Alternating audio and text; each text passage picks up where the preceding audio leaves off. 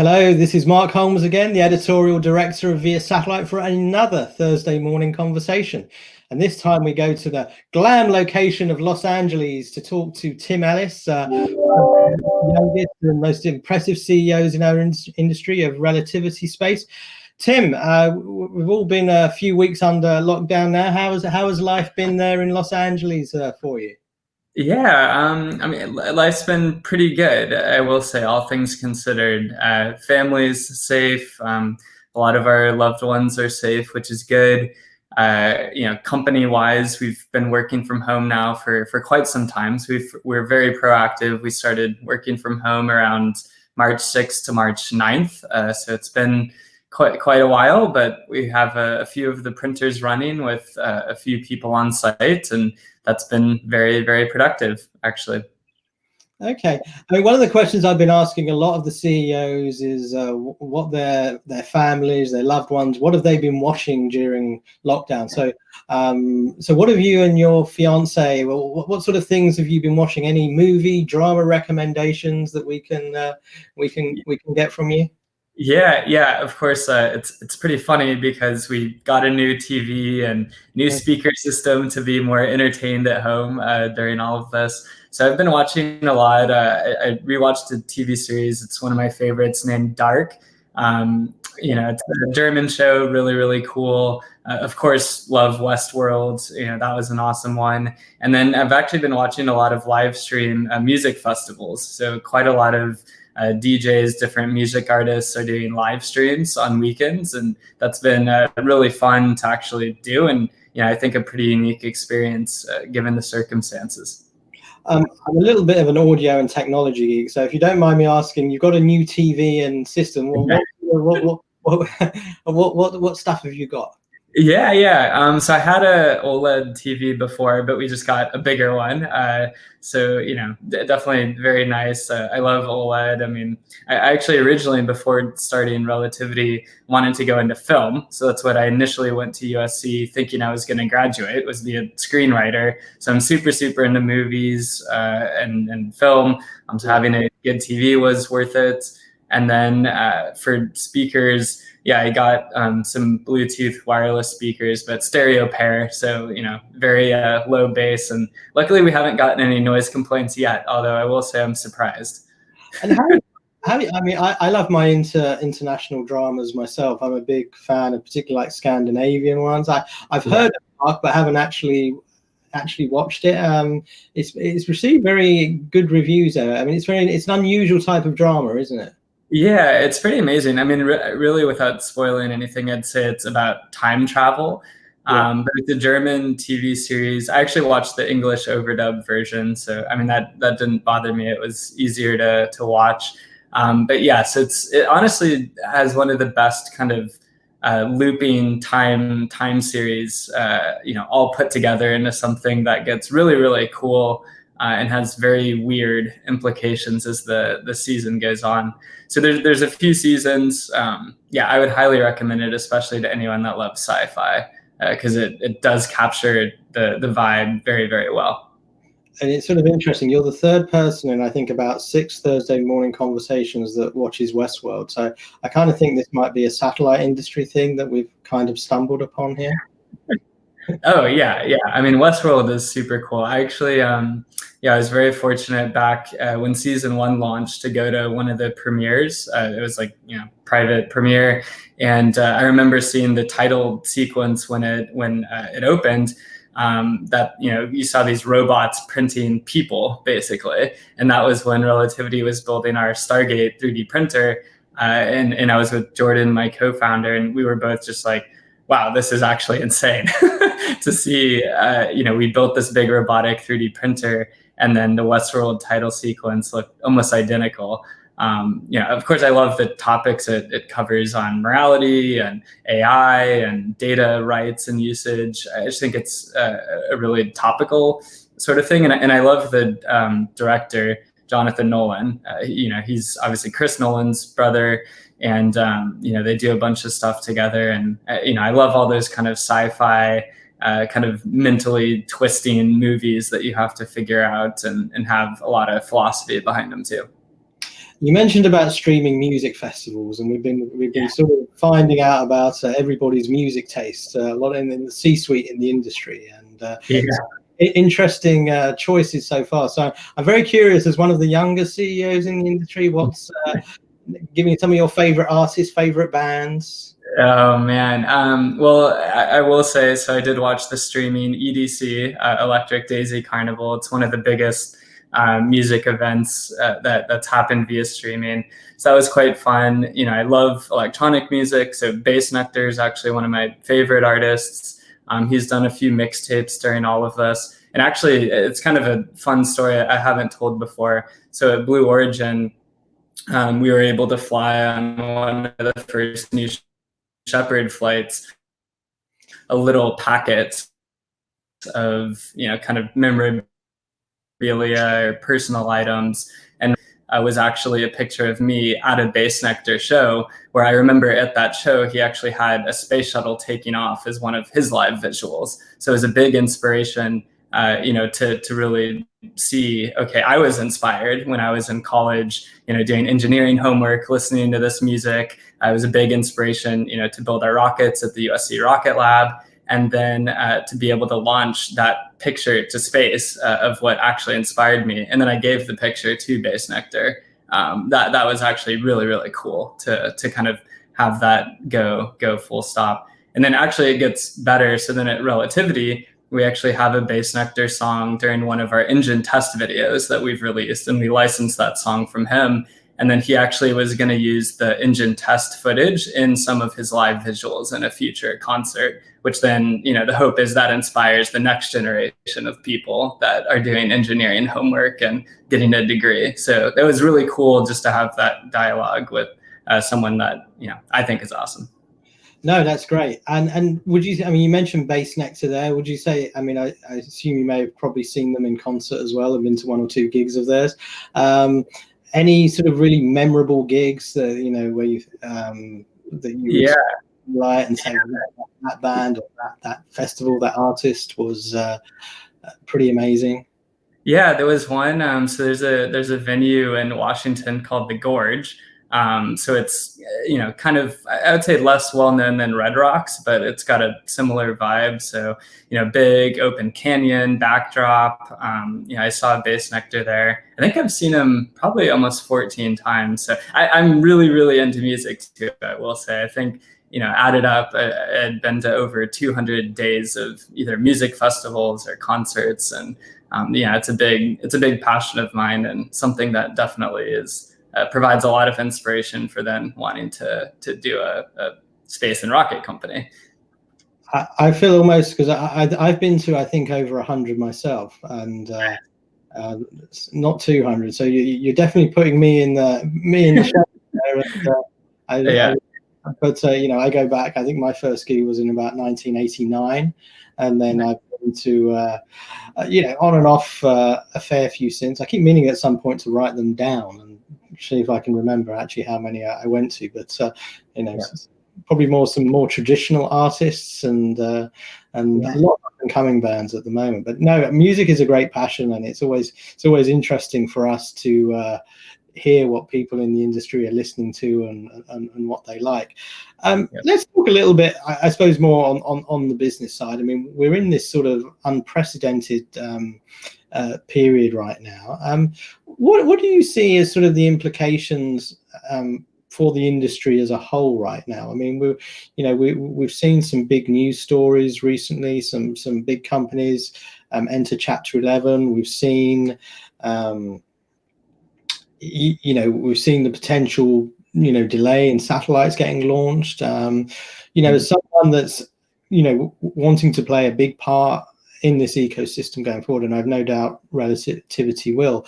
What do you see as some of the impacts we're seeing here? Yeah, sure. So I agree with you. I think, you know, there's been a crescendo of news, I would say, over the last decade. Certainly there's now more than ever lots of movement.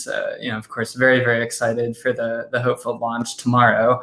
I think that's going to be a really big milestone for the entire commercial space industry, just because, you know, there's been a lot of promises rendered, and I think promises actually executed on successfully, and that's been a really awesome thing to see. So I think obviously there's going to be some setbacks for a few companies, which is unfortunate. But I really think the space industry, when you look at it more broadly, it does serve a very important purpose with telecom, with all the data that you can collect and capture, and the way it can actually serve a market is very unique. And I do think that at the end of all of this, there's still a very big customer demand and need for this kind of capability that the industry serves, whether that's national security and government, as well as on the commercial side. So for us personally, we're actually very fortunate cash position. We're actually accelerating hiring during this. So I think we've either hired or onboarded at least a dozen people, probably more than that now. We actually are fully paying our hourly workers, even if they had to, sit at home. So we're, just kind of rolling right through. We're actually doing a few customer deals right now as well. So still seeing quite a lot of customer demand. And of course, just, announced early last week that we added the newest member to our team, Zach Dunn, who's going to lead our factory development as vice president. And that was a huge hire for us. So certainly looking to keep going. But I think, on the startup side, that was another piece that I think we have unique view in. We're very, very glad to be reelected to the National Space Council User Advisory Group. I still think my agenda there, of course, is to help tell what it's like to be a venture-backed company. And I think, being the voice of the next generation of space leadership and kind of influencing that is really important. And on that topic, I really think just making sure that, as government looks to continue to buy services from venture-backed and other commercial space companies, that the way it's done actually supports making sure more private capital continues to flow into the sector. And I mean, you mentioned, some customer contracts there. I mean, that's obviously great news. Are you seeing any slowdown at all, or rather sort of the flow of contracts pretty much what you expected at this point? Yeah, I mean, I can honestly speak that we're actually seeing acceleration via the particular companies and customers we're talking to, perhaps. But we actually, again, I think maybe just fortunate, who we're talking to. Talking to a few other friends that also run, venture-backed companies. I think there have been a few where there's been slowdowns in spot cases, but really, it's hard to generalize across the whole industry. I think individual companies are in very different positions, depending on where they're at in their funding cycle or their plans, whether it's a public company, how much cash reserves they had versus debt they took on. I mean, there's all sorts of other factors, and it's really kind of company by company specific. Okay. I mean, I think it's fair to say you are one of the youngest CEOs in this industry, and I wouldn't even call you a rising star because I think you probably are a star now. But I'm sort of curious as in terms of as someone. I mean, I remember when I came into the space industry in 2001. I think I first started writing about it, and it had that impression of people that had been in the industry years. There was always issues about attracting young talent to the industry. It still may be an issue now, but it was a much bigger issue, I think, 15, 20 years ago. What are your perceptions? As someone that is in, I think it's probably fair to say, trying to revolutionize part of the industry. I mean, do you see it as conservative in some ways? Do you think there's been a change in the time that you've been in the industry? I'm just sort of curious as to someone that doesn't have the heritage or the legacy of being in this industry 20 years, how you see it. Yeah, sure. Well, I think first off, yeah, I'm turning 30 on Thursday, so I get to celebrate 30 in quarantine, which will be quite, I'm sure, quite boring actually. But I first started looking into rockets. Obviously, went to college. Very quickly got involved in the USC Rocket Lab, where we built our own rockets. Went to school in 2008. So this was right when, SpaceX was the hot up and coming thing. Commercial private launch was a thing. Obviously, satellites had really matured, faster than the launch piece. But then both have grown very significantly since then. So it's been really fun to be a part of that growth. I actually don't think getting young engineers interested in space is a problem at all anymore. I actually think there's probably far more people interested in going into launch and satellites in the space industry than there are jobs available right now, which is a good thing. That actually means some of the very best engineers in the whole US are going into the space sector, which of course then make sure that there's lots of talent. There's lots of kind of new, fresh energy getting into the space. But that being said, we need a lot of the legacy players to still be there. I mean, there's still a lot of inherent knowledge that has been earned over many decades in the industry. So I think actually having a balance of new people coming in, but then also lots of experience is super critical. Space is really, really hard. And without experience and knowing what you're doing, there's almost no way you're going to get your project to completion. So you do need both. But I think, also with the resurgence of venture capital, I think that's actually so important. And it's not just about money. It's also about what the incentives and drivers are. I mean, with venture capital, without going into too much detail, but kind of broad strokes, the model is all about having huge kind of grand slams or home runs, even if there's a lot more companies that end up flaming out. And what that really incentivizes more companies to do is be very disruptive and take huge risks in potentially doing that. So some of these, Chapter 11s, not all of them were based on VC funding, but some were. And I think to some extent that is to be expected. And that doesn't mean that the particular market opportunity is bad, or that, it can't be done or it won't be done by another company.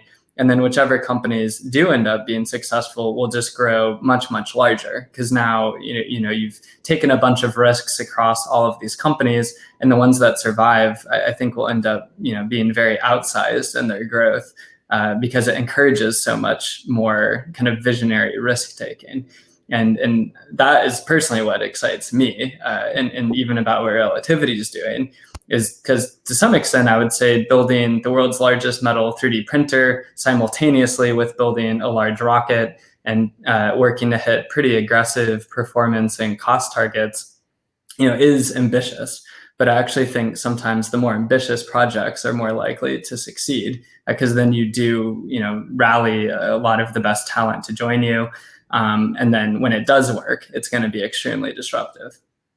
I'm just sort of curious. I mean, obviously OneWeb and Intelsat have dominated a lot of industry news. Were you surprised by what's happened to either of those two companies in terms of the news we've seen? I mean, yeah, I have some more knowledge than I'd want to share everything, but I think there's been some of that is a little bit known for some time, and funding these companies, it's always running towards a wall to some extent. Even companies like SpaceX or others, I would imagine. When you're funded in heavy equity funding, so to speak, where the valuation keeps increasing and you keep getting more customers and more business and growing the valuation and then raising more capital. I mean, you're always running at a wall a little bit. So you have to be careful not to slow down too much, because then slower growth means your investor set may change and be a little lower. So no, I mean, I think they did the right thing strategically, and they were, working to build their capabilities. Intelsat's a little different. That one, I'm a little less familiar with, but I do know that I'm hopeful for what comes out of it in both of their cases. Okay, I know we'll just sort of end. I mean, you've got a lovely painting behind you, and I know we talked to you before we did the conversation about your fiance who's a space artist. So can you tell us a little bit about the painting behind you? Yeah. Sure. Yeah. So my fiance, so we met at USC. We actually both gave TEDx talks, so that's where we met. Okay. But she's an artist. She actually worked at Planet Labs artist in residency program for a little bit. So that's how she started to get into space art.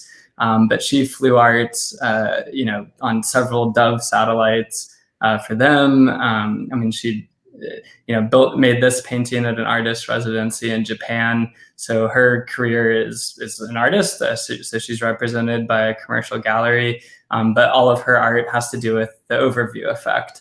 So she's worked with Frank White, who coined the overview effect, which is really a bunch of astronauts looking from international space down on Earth and really feeling what it's like to almost see everything and all of humanity all at once.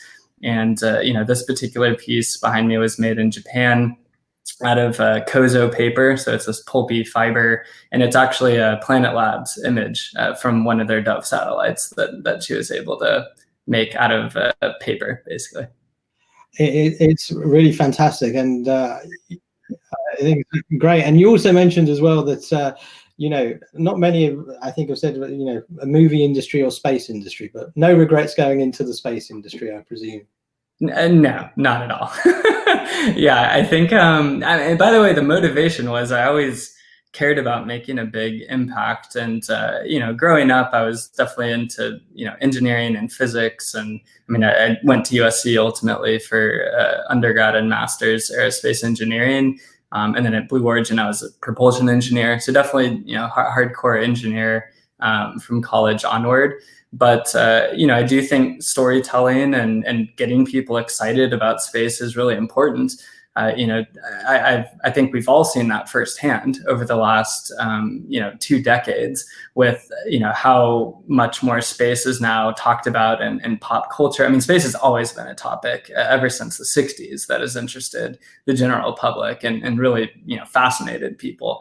But I think it's become even more relevant to a much larger group of people, with the space station, with all kind of landing rockets. And I mean, there's so much fantastical things that are happening, and they're not just ideas. They're actually, you can watch them on a video screen and it's real. And I think the more that the whole space industry starts capitalizing on the promises that we've made over the last 60 plus years, the more excited people are going to be about it. And I really think, the next 60 years, space is going to be a dominant part of what inspires humanity. And I think, a dominant part of where humanity's vision and progress is. Tim, absolute pleasure to talk to you today. And, I wish you and the Relativity team, your fiance, your friends, everyone sort of staying safe over this period. It's great for our industry to have companies like Relativity that are pushing some of the established players and have huge ambitions. And, it's great to hear companies hiring people, customer contracts, looking to build. So we think what you've done so far is really impressive, and we wish you and your team every success in the future. So thank you very much for your time today. Yeah, thanks, Mark, and glad to see you're doing well too, and hope everyone watching is as well. Okay, thank you very much. All right, yeah, thanks. See you.